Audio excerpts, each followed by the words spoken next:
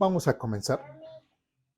En estas fechas, nosotros podemos, ya sea por tradición, ya sea porque lo hemos escuchado, pero en estas fechas hay dos conmemoraciones muy importantes. De hecho, el día de hoy vamos a ver esas dos grandes conmemoraciones. Una tanto que es festejada por el pueblo de Israel y otra posteriormente que es festejada por nosotros como cristianos. El día de hoy vamos a ver esos contextos. Y me he querido remontar precisamente hasta el libro de Génesis para ver precisamente la primera celebración. Siempre recordemos que en la escuela dominical, y de hecho hoy no va a ser escuela dominical como hemos venido haciendo, ni les voy a dar hojitas, porque pues es el tema especial, es una celebración especial, ¿sí? Y vamos a nuestro libro de Génesis, capítulo 15. Génesis, capítulo 15.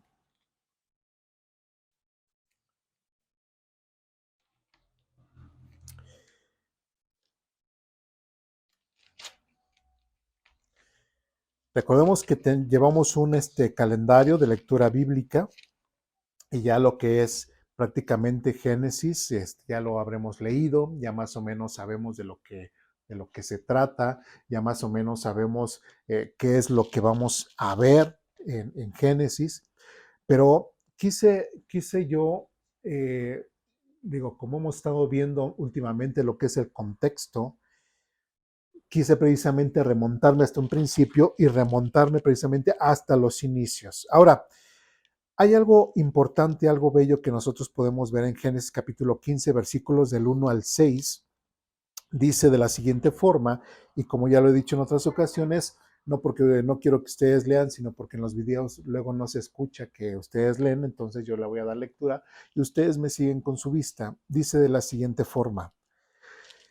Génesis capítulo 15, versículos del 1 al 6 dice lo siguiente. Tiempo después, el Señor le habló a Abraham en una visión y le dijo, no temas, Abraham, porque yo te protegeré y tu recompensa será grande. Abraham le respondió, oh Señor soberano, ¿de qué sirven todas las bendiciones si ni siquiera tengo un hijo? Ya que tú no me has dado hijos.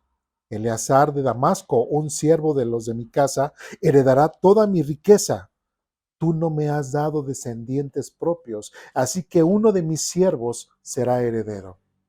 Después, el Señor le dijo, no, tu siervo no será tu heredero, porque tendrás un hijo propio, quien será tu heredero. Entonces el Señor llevó a Abraham afuera y le dijo, mira el cielo y si puedes, cuenta las estrellas. Esa es la cantidad de descendientes que tendrás. Versículo 6. Y Abraham creyó al Señor y el Señor lo consideró justo debido a su fe. Ahora, debemos entender algo bien importante. Nosotros ya sabemos que ¿de dónde viene el pueblo de Israel? De Abraham. ¿Sí? Si nosotros secularmente, fuera de la Biblia, nosotros buscáramos otro inicio acerca del pueblo de Israel, ¿qué creen que va a pasar? No hay. ¿Sí? No hay. Entonces, aunque muchos, inclusive, tristemente, inclusive hasta judíos que no son ortodoxos, que no son religiosos, han tratado de buscar otra fuente del origen de dónde sale el pueblo de Israel. ¿Cuáles son los orígenes del pueblo de Israel? Muchos dicen, bueno, sí, salió de Mesopotamia, por ahí todo, pero ¿cuál sería en sí? Algo interesante que podemos ver en cuestión del libro de Génesis es de que, fíjense, si la Biblia comenzara a partir del libro de Éxodo y Génesis no fuera parte de la Biblia, ¿Cómo empieza Éxodo? Pues a partir de que el pueblo de Israel ya estaba en Egipto, capítulo 3, el nacimiento de Moisés, etcétera, y a partir de ahí ya empezaría la vida de este liberador de Israel en Éxodo. Y si uno se preguntara, bueno, ¿cuál es el origen de este pueblo de Israel? Porque muchos dirán, bueno, y en Egipto, pues creció precisamente el pueblo de Israel. Pero ¿cuál sería el origen?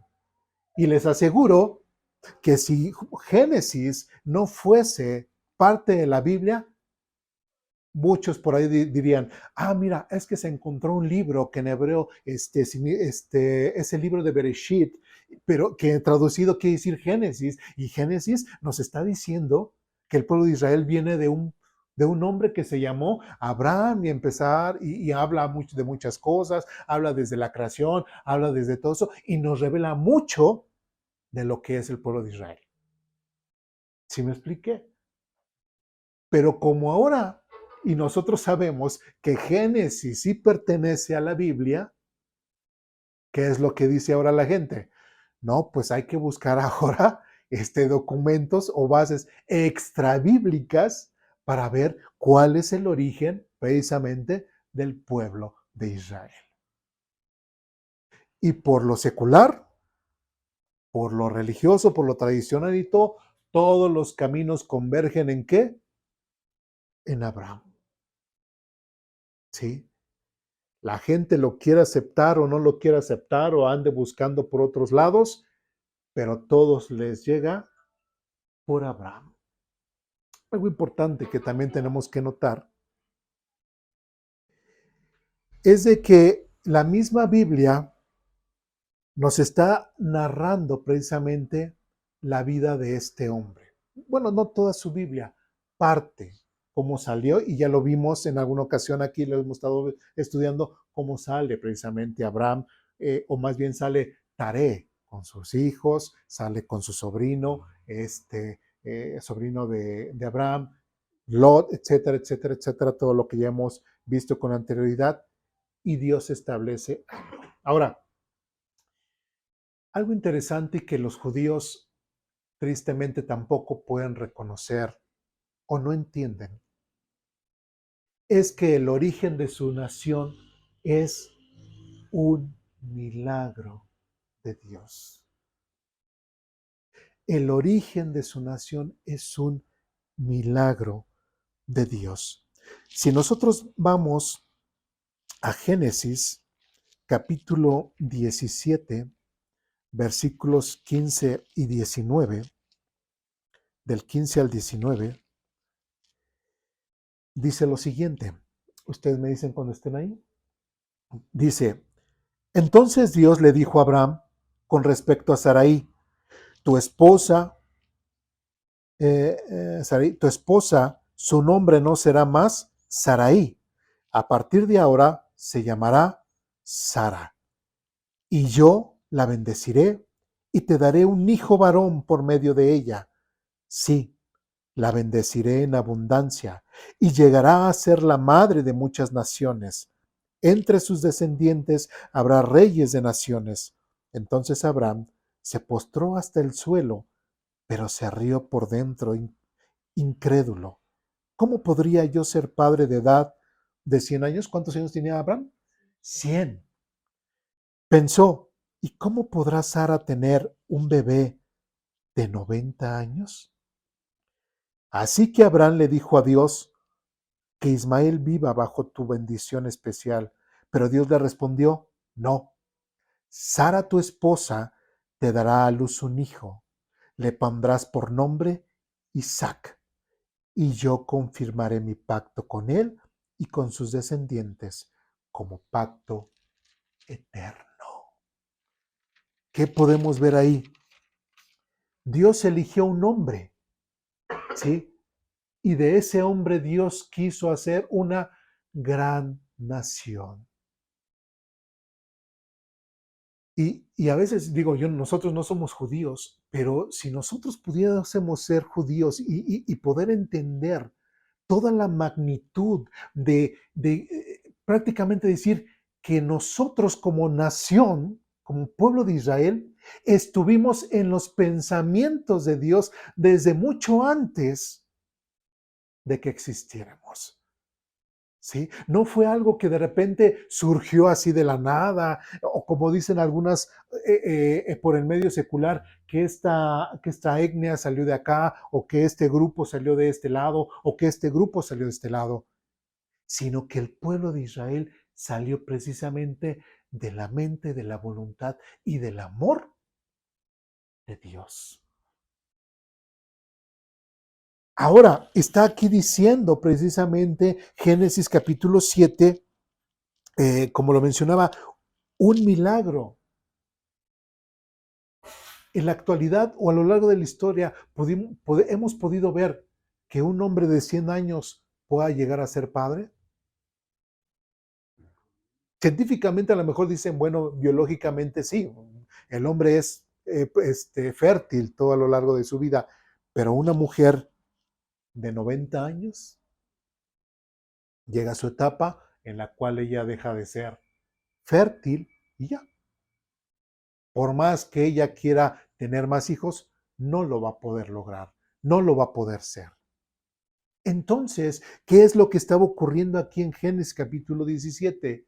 Que precisamente Dios estaba planeando hacer un gran milagro, ¿sí? En la vida de este hombre llamado Abraham.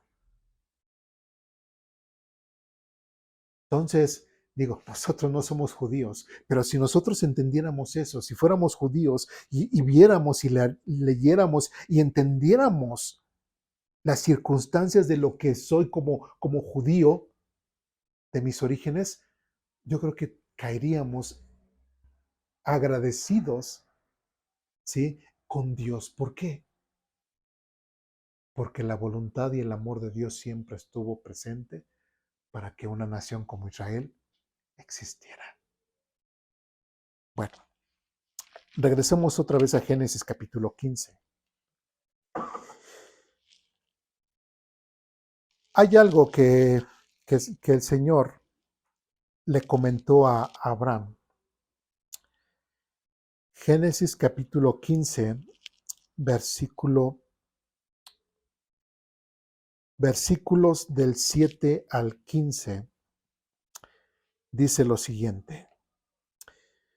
Entonces el Señor le dijo, yo soy el Señor que te sacó de Ur de los Caldeos para darte esta tierra como posesión. Pero Abraham respondió, oh Señor soberano, ¿cómo puedo estar seguro de que realmente voy a poseerla?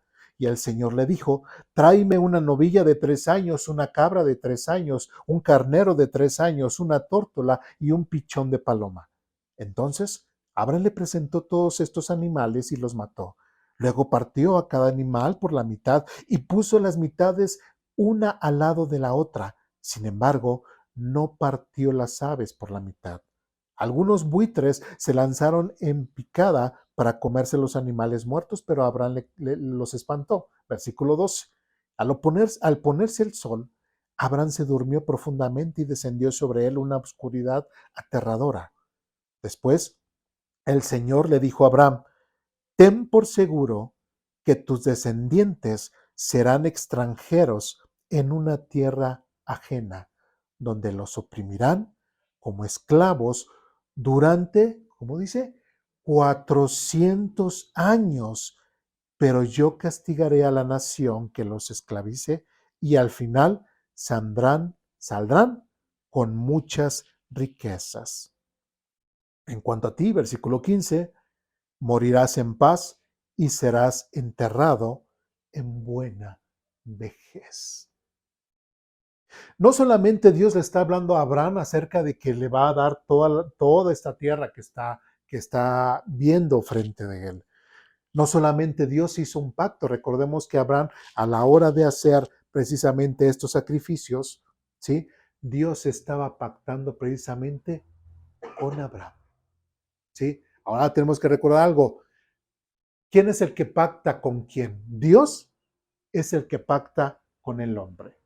Y todos los pactos que nosotros vemos en la Biblia siempre es Dios pactando con el hombre, no el hombre pactando con Dios, porque lamentablemente En la mañana platicábamos cómo hay algunas personas que muchas cosas hacen fuera de la Biblia, inclusive se ponen es que yo pacté con Dios, que si Dios me cumple esto, yo voy a hacer esto, ¿no? Se diría en lo secular, si Dios me hace el milagrito, pues yo voy a cambiar mi vida de esta forma.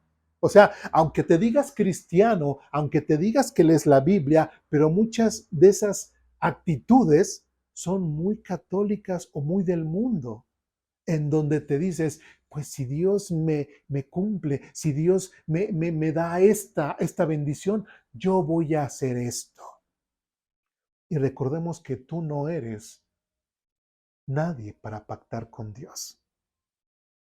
Cuando Dios se quiere comprometer con una persona, lo hace. Y lo hace con sangre. ¿Sí? Y lo plasma en algo. ¿Sí? Pero el hombre a lo largo de la Biblia jamás ha hecho un pacto con Dios, sino es Dios quien pacta con el hombre. ¿Por qué? Porque Dios mismo se obliga, se compromete a sí mismo a cumplir lo que Él va a prometer. Pero nosotros no podemos obligar, porque por ahí también hay un dicho que dice, es que reclamen las bendiciones de Dios, reclámale a Dios que Él prometió y que... No, cuidado. ¿Sí? Hay cosas que sí ha prometido y ya lo hemos dicho aquí en Aposento Alto, tenemos que distinguir lo que es el pueblo de Israel y lo que somos nosotros como gentiles. Bendiciones para Israel y bendiciones a nosotros como gentiles y ahora como cristianos. ¿Sí? Pero tenemos que entender, ¿sí?, que no todas las cosas o lo que Dios se ha comprometido a cumplir es directamente para mí. Imagínense, yo interpretando la Biblia diciendo, no, pues es que Dios me va a llevar a la tierra donde Él me guiará y me dará a conocer y ahí ser una gran nación. No, eso se lo dice directamente a Abraham. No se lo dice a Eduardo, no se lo dice a Héctor, no se lo dice a Ur, no se lo dice, se lo está diciendo a quién? A Abraham.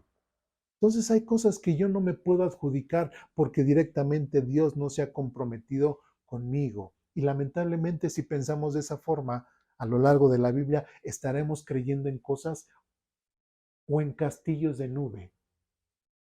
Estaremos viviendo vidas tristes, esperando las ciertas promesas de Dios para mi vida, pero que realmente, como yo las interpreté mal, pues no van a ser cumplidas en mí. ¿Sí me expliqué?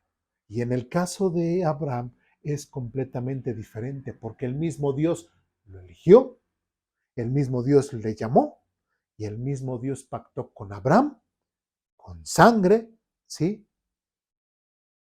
Y va a crear en él milagros que Abraham ni siquiera se imaginaba. Ya leímos Génesis capítulo 17. Hasta él, incrédulo, se puso en rostro y medio sonriendo, diciendo casi, a ver, casi, pues si eres Dios, debes de saber, imagínense, Abraham, si eres Dios, debes de saber que yo ya tengo 100 años, mi esposa 90 años, ¿cómo vamos a tener un hijo? Abraham pensando todo naturalmente. Pero este Abraham del cual estamos nosotros leyendo, también apenas estaba conociendo a este único y verdadero Dios. ¿Sí? ¿De dónde sale Abraham? De Ur de los Caldeos, precisamente una ciudad completamente idólatra. Salen para conocer a qué? Al único y verdadero Dios. Entonces, ¿Abraham tenía una Biblia para conocer a este Dios? No. Abraham estaba haciendo la Biblia con su propia vida. Entonces, lo que Abraham estaba experimentando directamente con Dios es precisamente lo que él estaba aprendiendo de Dios. ¿Sí? Y a lo mejor podemos ver, ay, pero Abraham, ¿por qué se rió? ¿Sí? Pero Abraham, por qué tuvo ese comportamiento? Simplemente porque era humano, simplemente porque estaba conociendo a ese Dios.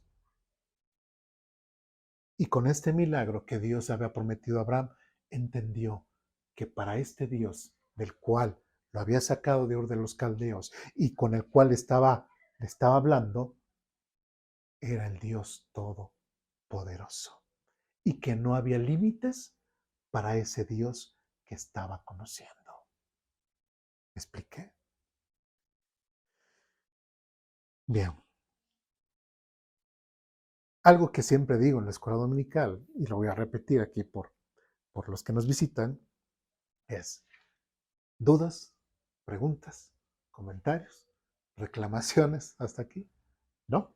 Porque sí, lo que dices en una predicación, dijo un pastor, no cualquier, dice, hay más de 1000 promesas, ¿por qué no las reclamamos? ¿Por qué no las reclamamos y las tomamos? Sí. Sí, de hecho, por ahí hay una Biblia que se llama Biblia de promesas. Y según todas las promesas que Dios ha hecho, vienen subrayadas. ¿Sí?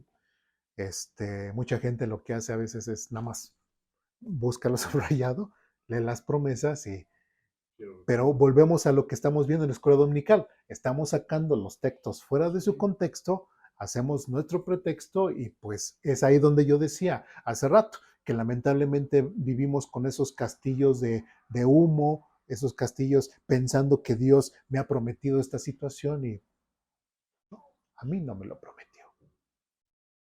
¿Y cuándo se va a cumplir? Pues jamás, porque Dios no está comprometido a cumplir conmigo, y menos yo que soy gentil. ¿Sí me expliqué? ¿Sí? Bueno, sigamos adelante. Fíjense, ¿cuándo apareció Abraham en la historia? ¿Cuándo vivió Adán? Según la historia y por la cronología que nosotros tenemos, que la misma Biblia nos da, de Jesucristo para atrás son alrededor de 4000 años. ¿Sí? De Adán a Abraham son alrededor de 2000 años. ¿Sí? Imagínense, desde Adán hasta Abraham, 2000 años. Bueno, esto lo comento porque lo vamos a ir retomando. ¿Sí? Bueno, algo que otra vez leemos dice, capítulo 15, versículo 13, dice, después el Señor le dijo a Abraham, ten por seguro que tus descendientes serán extranjeros en una tierra lejana, ajena, donde los oprimirán como esclavos durante 400 años, pero yo castigaré a la nación que los esclavice y al final tendrán muchas riquezas. Vamos ahora al libro de nuevamente Génesis capítulo 46.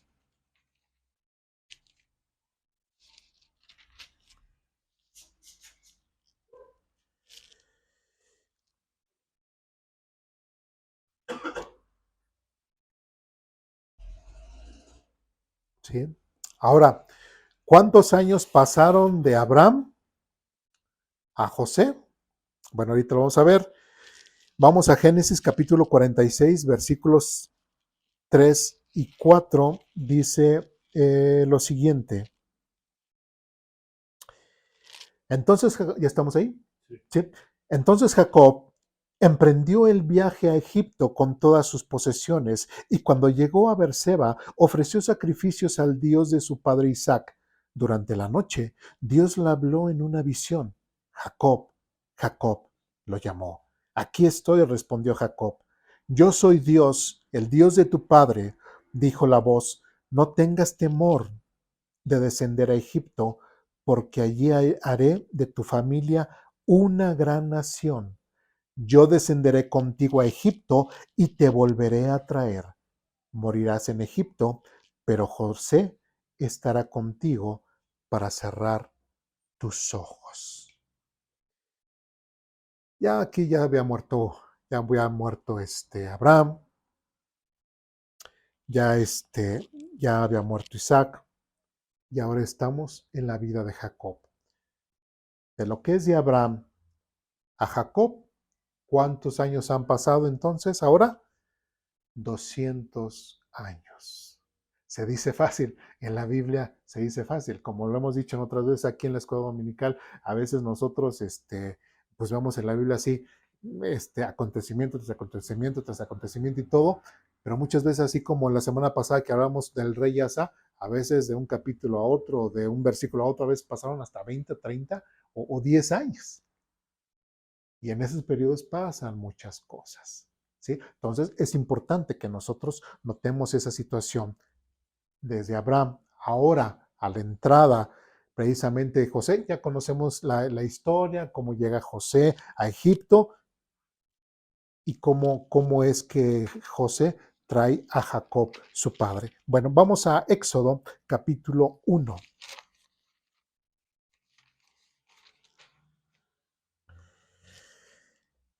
Éxodo capítulo 1, versículos del 1 al 6. Vamos a estar leyendo muchos pasajes, ¿eh? Y nuevamente les comento para los que nos visitan, aquí tenemos un lema que dice, no hay pregunta más tonta que la que no se hace. Entonces yo constantemente hago yo les pregunto, ¿hay alguna duda, pregunta, comentario, reclamaciones? Y abordamos el tema. ¿Sí? ¿Hay algo? ¿No? Bueno, pues seguimos adelante. Dice Éxodo capítulo 1, versículos del 1 al 6, dice lo siguiente. Estos son los nombres de los hijos de Israel, es decir, Jacob, que se trasladaron a Egipto con su padre, cada uno con su familia: Rubén, Simeón, Leví, Judá, Isaacar, Zabulón, Benjamín, Dan, Neftalí, Gad y Aser. En total, Jacob tuvo 70 descendientes en Egipto, incluido José, quien ya se encontraba allí. Con el tiempo, José y sus hermanos murieron y toda esa generación llegó a su fin. ¿Cuántos entraron a Egipto con toda la familia de Jacob? ¿Cuántos dice aquí? 70. ¿Sí? 70 personas. Y ahora vamos a ver enseguida lo que les decía hace rato de esos periodos de tiempo. Ahora, recordemos otra vez qué fue lo que le dijo Dios a Abraham. Y ten por seguro que tu descendencia estará en una tierra ¿qué? Ajena a ellos. ¿Qué es lo que estamos viendo? Dios está cumpliendo, ¿sí? O se está cumpliendo, o sea, Dios no está cumpliendo, sino se está cumpliendo lo que Dios previsualizó antes y se lo anunció precisamente a quién? A Abraham. ¿Quién es el padre? De Isaac y de Jacob. Aquí todavía no podemos ver a una nación. Aquí estamos viendo a quién? A una familia de 70 integrantes. ¿Sí? No vemos a una nación, vemos a una familia. Entonces, ¿cuántos años pasaron? De Abraham a José, cuando entraron a Egipto, 200 años. Seguimos más adelante. Versículo 7 en adelante, del 7 al 9, dice lo siguiente. Pero sus descendientes, los israelitas, tuvieron muchos hijos y nietos. De hecho, se multiplicaron tanto que llegaron a ser sumamente poderosos y llenaron todo el territorio. Tiempo después, subió al poder de Egipto un nuevo rey que no conocía nada de José ni de sus hechos. El rey le dijo a su pueblo: miren, el pueblo de Israel ahora es más numeroso y más fuerte que nosotros. Tenemos que idear un plan para evitar que los israelitas sigan multiplicándose. Si no hacemos nada y estalla una guerra, se alinearán con nosotros, con nuestros enemigos, pelearán contra nosotros y luego se escaparán del reino. Por lo tanto, los egipcios esclavizaron a los israelitas y pusieron capataz despiadados a fin de subyugarlos por medio de trabajos forzados. Los obligaron a construir las ciudades de Pidón, de Ramsés, como centros de almacenamiento para el rey. Sin embargo, cuando más los oprimían, más los israelitas se multiplicaban y se esparcían, y tanto más se alarmaban los egipcios. Por eso, los egipcios los hacían trabajar sin compasión. Les amargaban la vida, forzándolos a hacer mezcla, a fabricar ladrillos y a hacer todo el trabajo del campo. Además, eran crueles en todas sus exigencias. Después el faraón, rey de Egipto, dio la siguiente orden a las parteras hebreas Cifra y Púa. Cuando ayudan a las mujeres hebreas en el parto, presten mucha atención durante el alumbramiento. Si el bebé es niño, mátenlo, pero si es niña, déjenla vivir. Sin embargo, como las parteras temían a Dios, se negaron a obedecer las órdenes del rey y también dejaron vivir a los varoncitos. Entonces el rey de Egipto mandó llamar a las parteras. ¿Por qué hicieron esto?, les preguntó. ¿Por qué dejaron con vida a los varones? Las mujeres hebreas no son como las egipcias, contestaron ellas. Son más vigorosas y dan a luz con tanta rapidez que siempre llegamos tarde. Por eso, Dios fue bueno con las parteras y los israelitas siguieron multiplicándose y se hicieron cada vez más poderosos. Además, como las parteras temían a Dios, Él les concedió su propia familia. Entonces Faraón dio la siguiente orden a todo su pueblo: tiren al río, tiren al río Nilo a todo niño hebreo recién nacido, pero a las niñas pueden dejarlas con vida. ¿Qué es lo que estamos viendo? Acabamos de leer el versículo 6, donde dice que dice, con el tiempo José y sus hermanos murieron y toda esa generación llegó a su fin. Y después comienza el versículo 7, pero dice, pero sus descendientes y los israelitas tuvieron muchos hijos y nietos, de hecho se multiplicaron, etcétera, etcétera, etcétera, lo que ya hemos leído. Y adivinen cuántos años pasaron, o cuánto nos está diciendo el texto bíblico de qué ha pasado. 400 años, casi del versículo 6 al versículo 7. Y durante todo ese tiempo la familia de Jacob creció y creció y creció y se multiplicó. Y recuerdan la promesa que le hizo Dios a Abraham, que en esa tierra ajena donde ellos iban a estar, iba a ser una gran nación. ¿Sí? Otra vez, ¿se estaba cumpliendo lo que Dios predijo anteriormente? Sí. ¿Qué podemos ver también ahí? ¿Sí? Aquellos quisquillosos que de cierta forma no creen en Dios y de alguna forma tratan de buscar cosas en contra de Dios, cuando no entienden que el fundamento o la misma historia del pueblo de Israel es una evidencia de la existencia de Dios. ¿A qué me refiero? Como dijimos en un principio, ¿sí? Que nos digan, a ver, ¿cuál sería el origen del pueblo de Israel?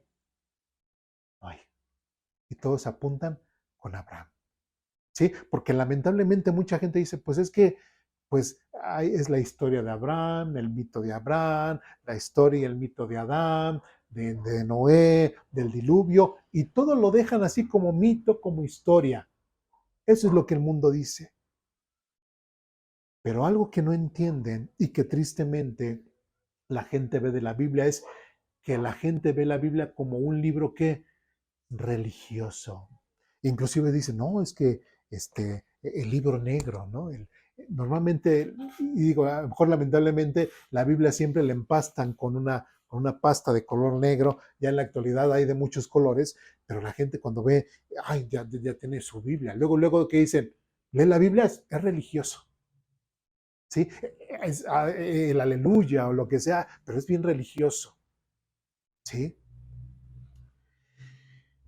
La gente lamentablemente no entiende que así como es Génesis, como es Éxodo, como estamos leyendo, es historia. Está escrita en prosa y normalmente la historia está escrita en prosa. ¿Sí? Tenemos partes de la Biblia donde está escrito de una forma poética, de otras formas literarias, ¿sí? Como son las epístolas, etcétera. Pero aquí estamos viendo historia. Si nosotros leyéramos, no sé, por ejemplo, acerca de los mayas, pues leeríamos su historia, cómo comenzaron ellos, etcétera, etcétera. Pero ahorita nos estamos enfocando a lo que es el pueblo de Israel. Y esta es su historia, ¿sí? Este es su testimonio que han tenido precisamente con ese Dios vivo y verdadero y único. El pueblo de Israel debe de entender que su inicio como nación está fundamentado en el sueño y en el anhelo del Dios vivo y verdadero. ¿Sí? Si un judío no ve esto, no ve este milagro, realmente su corazón está muy duro. ¿Sí? Lo debería de sentirse, ¿cómo decirlo? Pues completamente amado, completamente gustoso y orgulloso de ser parte del pueblo de Israel. Más adelante dice que Dios está cumpliendo la promesa que Dios le hizo a Abraham y de que crecerían y llegarían a ser una gran nación. En Éxodo capítulo 3, versículos 7 al 9, dice lo siguiente. Luego el Señor le dijo, ¿ya estamos ahí? ¿Sí? Luego el Señor le dijo, ciertamente he visto la opresión que sufre mi pueblo en Egipto, he oído sus gritos de angustia a causa de la crueldad de sus capataces, estoy al tanto de sus sufrimientos, por eso he descendido para rescatarlos del poder de los egipcios, sacarlos de Egipto y llevarlos a una tierra fértil y espaciosa. Nos saltamos al versículo 9, dice, mira, el clamor de los israelitas me ha llegado y he visto con cuánta crueldad abusan de ellos los egipcios. Versículo 10. Ahora ve, porque te envío al faraón, tú vas a sacar de Egipto a mi pueblo Israel. ¿De quién estamos hablando? De Moisés. ¿Sí? De Moisés. Ya aquí, ya Moisés ya tenía, el jovencito, tenía alrededor de 40 años cuando salió de Egipto. Después estuvo otros 40 años como pastor, ¿sí? Y después estuvo otros 40 años liderando al pueblo de Israel. ¿Cuántos años vivió? 120 años.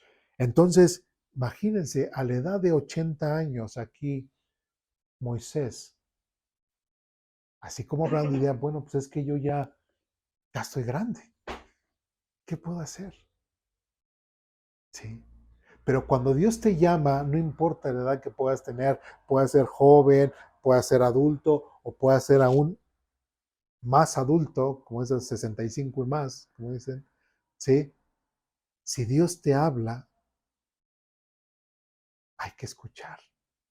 Porque quien va a hacer la obra es quien, Dios, no nosotros. ¿Sí? Entonces, aquí Dios ya estaba planeando precisamente lo que es la salida de su pueblo. Y esto ya es alrededor del año 1400 años antes de Cristo. ¿Sí? Entonces, cuando Moisés surgió,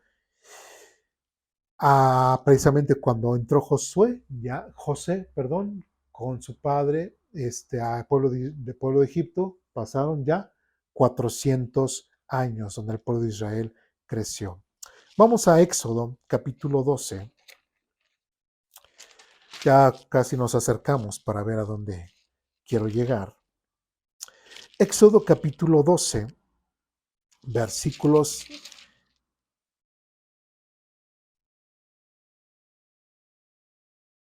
del 1 al 20, pero me voy a ir saltando algunos pasajes, no los vamos a leer todos, pero ya con calma lo pueden leer en sus casas. Éxodo capítulo 12, versículo del 1 al 20 dice, Mientras los israelitas todavía estaban en la tierra de Egipto, el Señor dio las siguientes instrucciones a Moisés y Aarón. A partir de ahora, este mes será el primer mes del año para ustedes.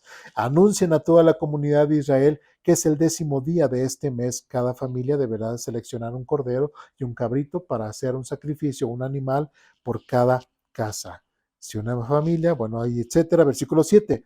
Después tomarán parte de la sangre y la untarán en ambos lados y en la parte superior del marco de la puerta de la casa donde come el animal. Esa misma noche usarán la carne al fuego y la comerán acompañada de hojas verdes y amargas y pan sin levadura. No comerán nada de carne, no comerán nada de carne ni cruda ni hervida en agua. Asarán al fuego el animal entero con la cabeza, con las patas y las entrañas. No dejen ninguna sobra para el día siguiente. Quemen todo lo que no hayan comido antes de la mañana. Versículo 11 dice, estas son las instrucciones para cuando coman esta comida.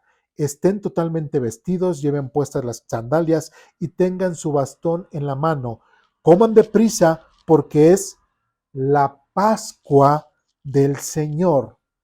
Esa noche pasaré por la tierra de Egipto y heriré de muerte a todo el primer hijo varón y a la primera cría macho en la semana de la tierra de Egipto, etcétera, etcétera. Versículo 13 dice, pero la sangre sobre los marcos de las puertas servirá de señal para indicar las casas donde ustedes estén. Cuando yo vea la sangre, pasaré de largo. Esa plaga de muerte no los tocará a ustedes cuando yo hiera la tierra de Egipto. Este será un día para recordar cada año, de generación en generación. Deberán celebrarlo como un festival especial al Señor. Esta es una ley para siempre. Durante 7 días tendrán que preparar sin levadura todo el pan que coman. El primer día del festival, quiten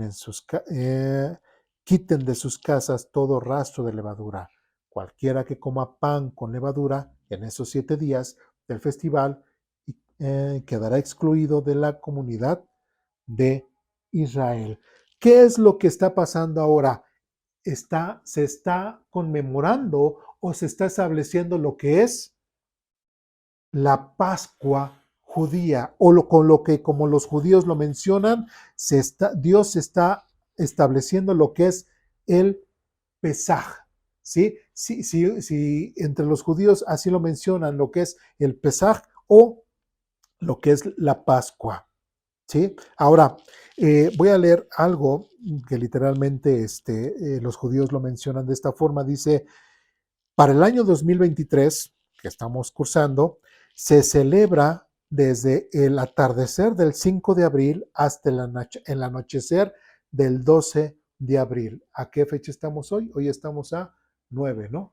Entonces, precisamente en estas fechas se está celebrando la Pascua o el Pesaj judío que empezó en la tarde del miércoles y va a terminar el día jueves.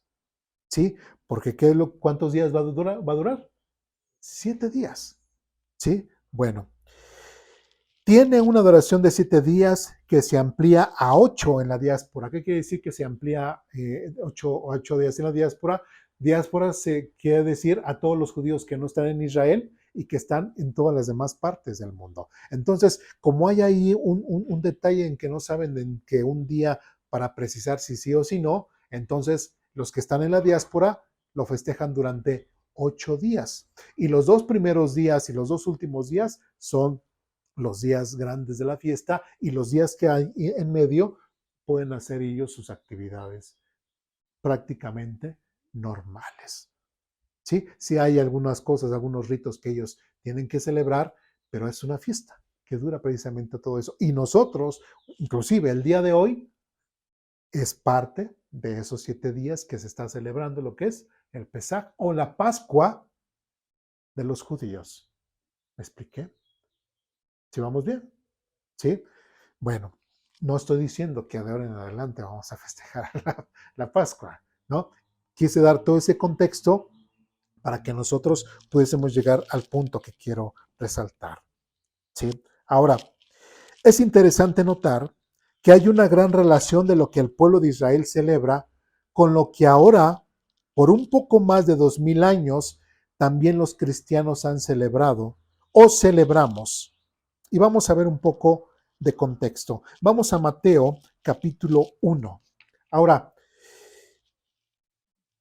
tenemos que entender que para los judíos la Pascua significa lo que es más, dicen ellos mismos, es más que la salida del pueblo de Israel de Egipto, es más que la salida del pueblo de Israel de Egipto. Representa el paso de la esclavitud a la libertad. ¿Cómo estaban siendo los sometidos al pueblo de Israel en Egipto? Como esclavitud. Dice, es la liberación física y espiritual, es la destrucción final de todos los dioses egipcios y el paso de la muerte a la vida. Es una liberación total. Y este es artículo, este es directamente por los judíos, es lo que ellos hacen referencia a lo que para ellos es el Pesaj, completamente la liberación, ¿sí? Un cambio completamente de vida. Dios los sacó de la esclavitud para llevarlos a la libertad, ¿sí? Bueno, Mateo capítulo 1, versículo 20.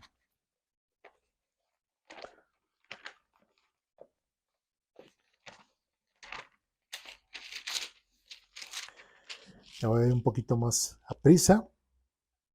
Mateo capítulo 1, versículo 20 y 21. Ya estamos ahí, ¿sí? Dice lo siguiente.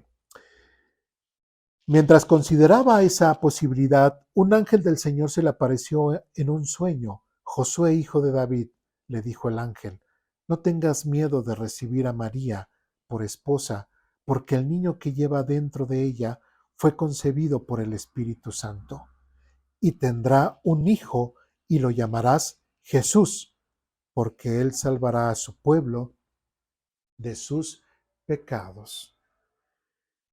Después de que aconteció, alrededor de 1400 años antes de Jesucristo, tuvieron que pasar 1400 años ya con el último profeta que fue Malaquías, ¿sí? Después de Malaquías tenemos otros 400 años que se le llama lo que es el periodo intertestamentario, donde prácticamente Dios no le habló a nadie. Es donde vemos, bueno, si se tiene la Biblia católica, ahí podemos ver el libro de los Macabeos, podemos ver algunos que hablan acerca precisamente de esa historia del pueblo de Israel durante ese periodo intertestamentario. No son libros inspirados, ¿sí? No son libros que dicen, mire, es que aquí dice, no, pero sí arrojan mucha luz de lo que ocurrió durante ese periodo. ¿Sí? Ahí inclusive habla acerca de este hombre llamado Antíoco Epífanes, que precisamente se metió al templo e hizo una profanación, haciendo el sacrificio de un animal impuro en el templo de Israel. Y de hecho muchos pensaban que ese Antíoco Epífanes era precisamente la, la abominación o de la que habló precisamente el profeta Daniel. Ya vieron que no pasó nada y bueno, dijeron, entonces no era él, ¿sí? Lo que es esa abominación desoladora que después Jesús menciona en Mateo. Bueno, vamos más adelante. En Mateo 21 dice, porque Él salvará a su pueblo de sus pecados. Llegamos ahora, después de estos 400 años, y llega Jesús. Y Jesús tiene un propósito, dice, y tendrá un hijo y lo llamará Jesús, porque Él salvará a su pueblo de sus pecados. Vamos a Juan capítulo 1.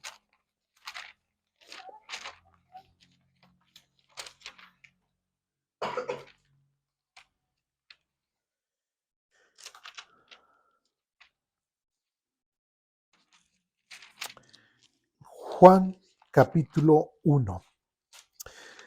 Ahora cuando nosotros leímos en Mateo que Él salvará a su pueblo de sus pecados, recordemos que así como Dios observó al pueblo de Israel, que veía las aflicciones dentro de Egipto, ¿sí? Dios veía esa necesidad, ¿sí? Dios sabe qué necesidad tenía el pueblo de Israel. Y el hecho de que Dios dijera que, y Él salvará a su pueblo, porque no dice al mundo, dice, y salvará a su pueblo de sus pecados, era porque Dios veía su necesidad.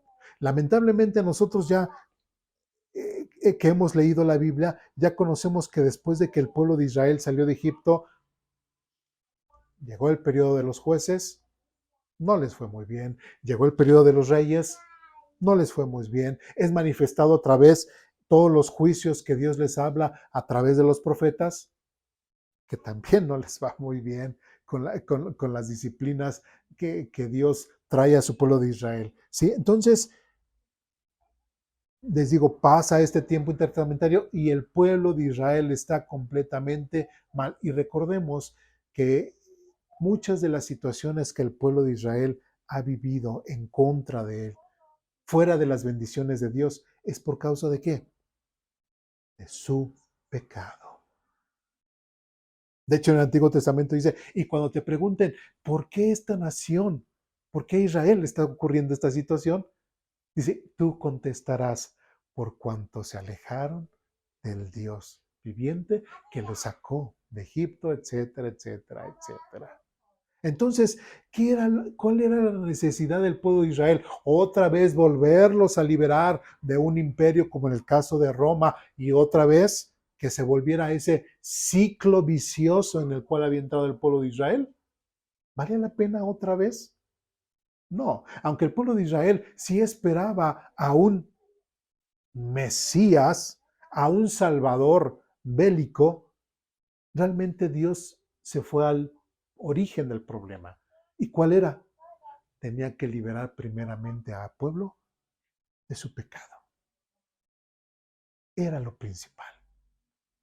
Liberar primeramente al pueblo de su pecado. Pero tristemente, en Juan capítulo 1, versículo 6 al 11, dice lo siguiente. Evangelio de Juan, capítulo 1, versículos del 6 al 11. ¿Estamos ahí? Dios envió a un hombre llamado Juan el Bautista para que contara acerca de la luz a fin de que todos creyeran por su testimonio. Juan no era la luz, era solo un testigo para hablar de la luz. Aquel que es la verdadera luz, quien da luz a todos, venía al mundo. Vino al mundo, vino al mismo mundo que él había creado, pero el mundo no lo reconoció. Vino a los de su propio pueblo y hasta ellos lo rechazaron.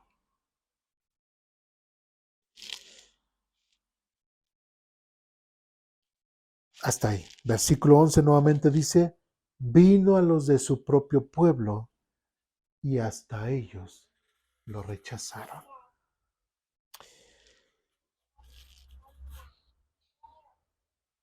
Como ya lo mencioné anteriormente, el pueblo de Israel no esperaba ser salvado de su pecado. Nosotros sabemos y entendemos que Dios sabe exactamente las cosas que nosotros necesitamos, ¿sí? Por ejemplo,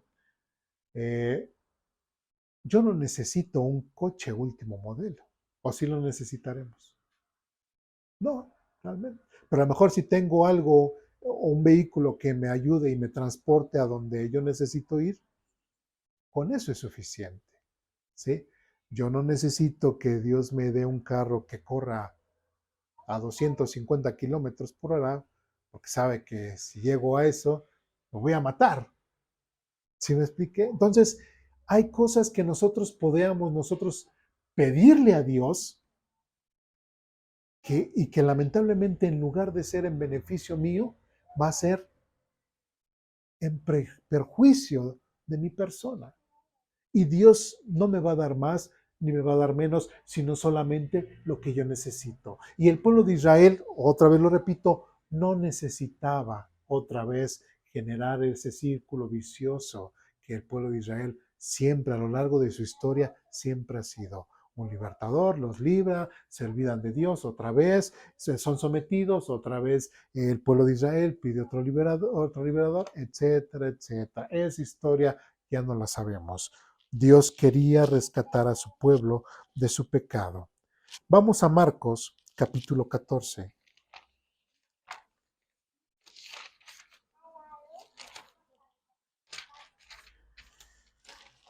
En Marcos, capítulo 14,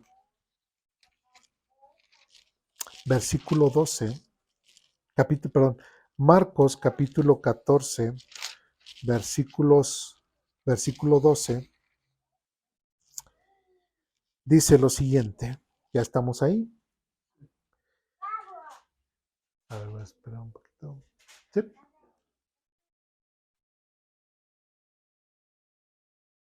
Marcos capítulo 14, versículo 12 dice, el primer día del festival de los panes sin levadura, cuando se sacrifica el cordero de la Pascua, los discípulos de Jesús le preguntaron, ¿dónde quieres que vayamos a prepararte la cena de la Pascua? ¿Qué estamos viendo en este pasaje? ¿Qué fiesta estaba celebrando o iban a celebrar? La Pascua. ¿Sí? ¿A qué Pascua? A la de los judíos que estamos viendo, que es el Pesaj, que es la liberación del pueblo de Israel de Egipto. Ahora, me llamó mucho la atención este punto porque nosotros recordemos que los tiempos de Dios son perfectos. Recordemos que Dios con el pueblo de Israel también le ha hablado acerca de esos, a través de ciertas simbologías que todo representa a Jesucristo. Cada uno de los sacrificios que a lo largo de la historia hacían los sacerdotes siempre fue una representación del sacrificio que Jesús iba a hacer en el futuro. ¿Sí me expliqué? Lo que es el templo, lo que es cada una de esas cosas. ¿Sí? Entonces, no hay mayor fecha o mejor fecha en la cual Dios haya elegido precisamente para que ahora ese Jesús o ese Mesías que, como leímos en Mateo, que quita o que viene a salvar a su pueblo de su pecado, no había otra fecha en la cual Dios pudiera elegir. ¿Sí me explico? Si para la Pascua judía, ¿qué tuvieron que hacer? El sacrificio de un corderito. Y de hecho, tuvieron que pintar los postes de la puerta y que cuando viniera el ángel destructor en la noche, veía la marca y decía, y pasaba de largo. ¿Sí? Y todos aquellos que tuviesen la marca fuera de sus casas, ¿sí? Iban a ser salvos. Hubo el derramamiento de sangre. Y ahorita en Marcos capítulo 14 ya estamos viendo parte de la preparación o momentos antes del sacrificio o de la crucifixión de nuestro Señor Jesucristo. Se estaba cumpliendo ahora el propósito por lo cual Jesucristo vino a hacer precisamente ahora la Pascua y hacer la realidad, no tan solo festejarla como lo festejan los judíos, sino el ser precisamente ese Cordero de Dios que quita el pecado del mundo. ¿Sí? Versículo 22 y 25 dice del mismo 14, mientras comían, Jesús tomó un poco de pan y lo bendijo, luego lo partió en trozos, lo dio a sus discípulos y dijo, tómenlo, porque esto es mi cuerpo. Versículo 23, y tomó en sus manos una copa de vino y dio gracias a Dios por ella. Se la dio a ellos y todos bebieron de la copa. Y les dijo, esto es mi sangre, la cual confirma el pacto entre Dios y su pueblo. Es derramada como sacrificio por muchos. Les digo la verdad, no volveré a beber vino hasta el día en que lo beba nuevo en el reino de Dios. Otra vez, recordemos, ¿quién es el que pacta con quién? ¿Es el hombre con Dios? No, es Dios con el hombre. Y aquí el mismo Jesucristo en representación está tomando el pan, simbolizando su cuerpo que va a ser mayugado, va a ser maltratado. Y está tomando el vino y dice, y esto es mi sangre, la cual confirma el pacto entre Dios y su pueblo. Es derramada como sacrificio por muchos. El mismo Jesús, el mismo Dios planearon precisamente que nuestro Señor Jesucristo muriera en la fiesta del Pesaj o en la fiesta de la Pascua judía. Sí hay otras fiestas que el pueblo de Israel celebra, pero lo que es esta fiesta es precisamente importante por todo lo que representa. Prácticamente Dios le está diciendo al pueblo de Israel, de la misma forma que ustedes salieron de Egipto para ser una gran nación y ser diferentes y que yo los conduzca al lugar donde yo quiero llevarlos, así prácticamente con su pueblo de Israel, de esa misma forma. Ya déjense, pueblo de Israel, de estar en ese ciclo vicioso y cambien su vida, cambien su forma de pensar, cambien su forma de interpretar la Biblia, cambien su forma de sentir a Dios. Sean completamente libres y completamente lejos y esclavos de qué, ya no sean esclavos ¿qué? Del pecado, porque Dios vino primeramente a liberarlos de qué, del pecado.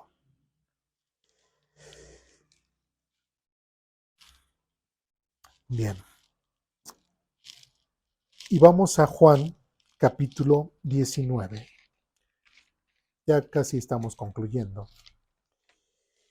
Juan capítulo 19.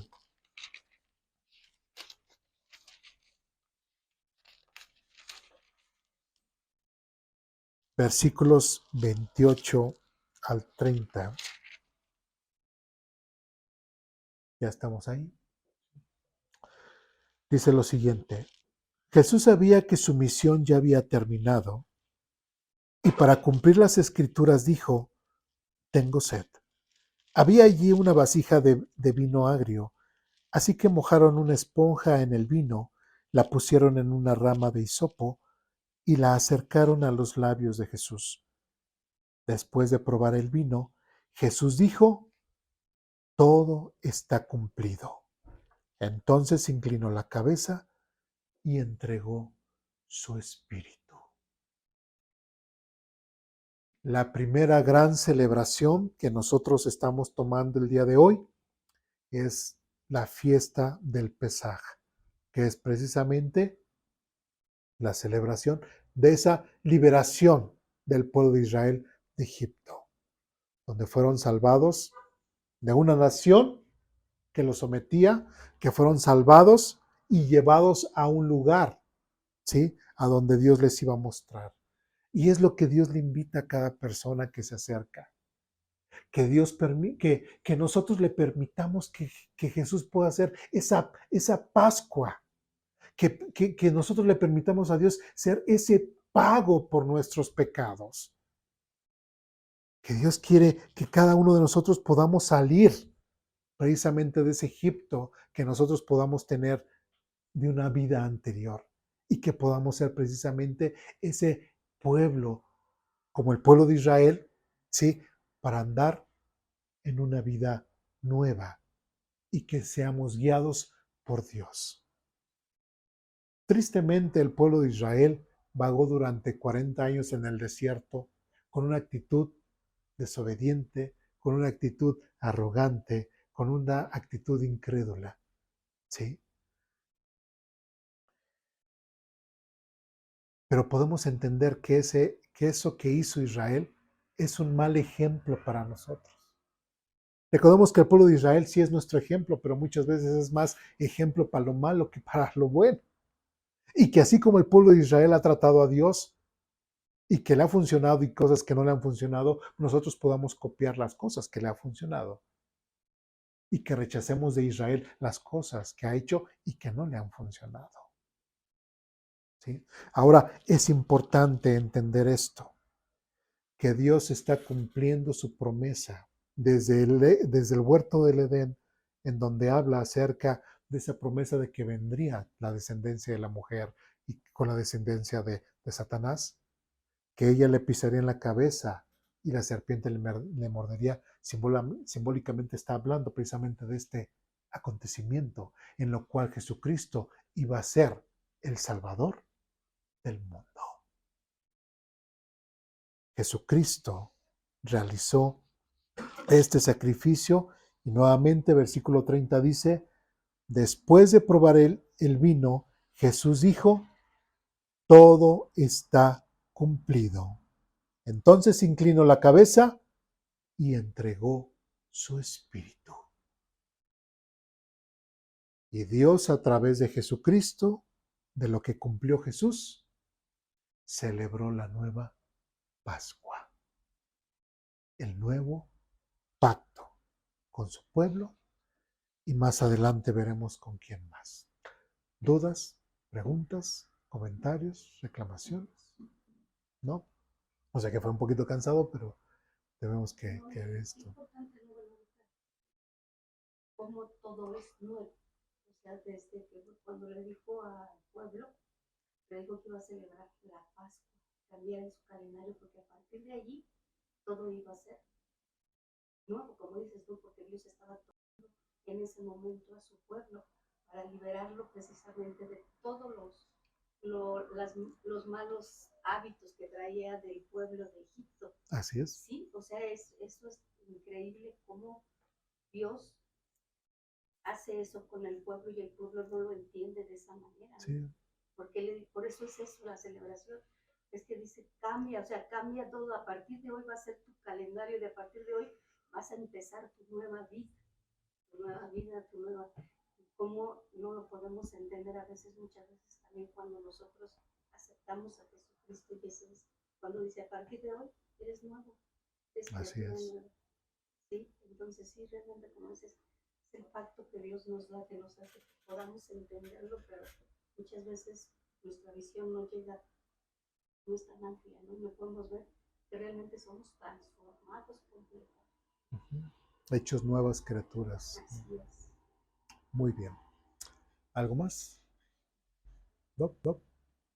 Bien. Pues vamos a orar para terminar.